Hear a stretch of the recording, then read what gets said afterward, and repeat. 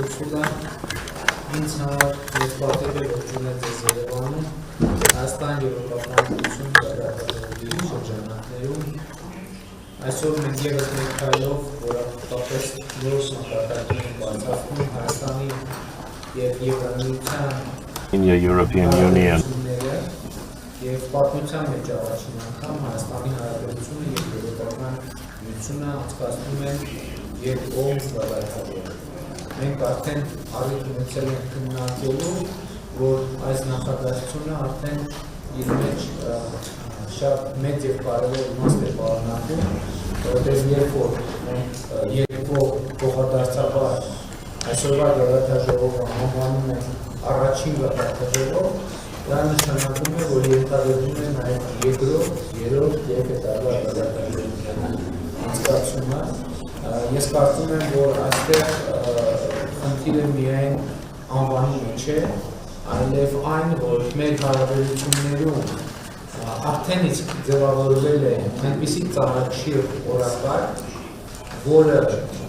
արդեն իսկ կանխատեսելի կերպով առաջիկայում անհրաժեշտ է լինելու քննարկել հենց գագաթաժողովների մակարդակում,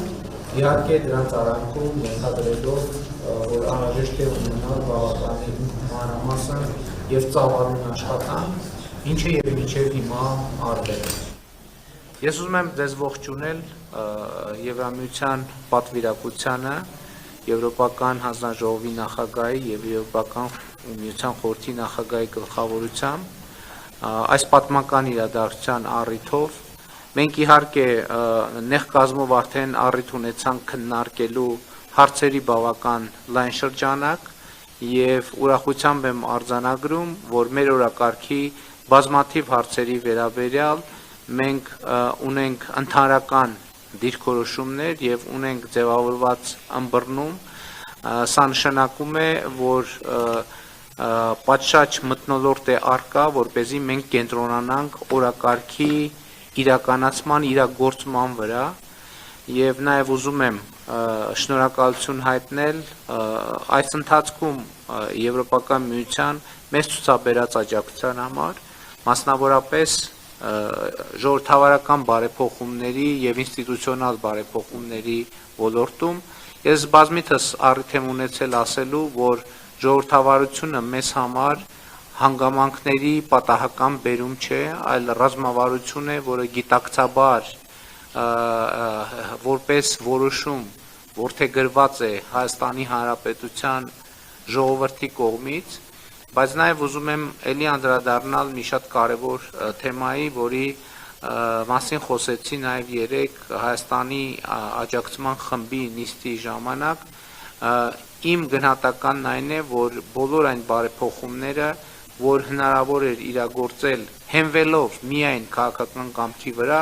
այդ բոլոր բարեփոխումները իրականացված են։ Բարեփոխումների հետագա ընթացքը ապահովելու համար անհրաժեշտ է ինստիտուցիոնալ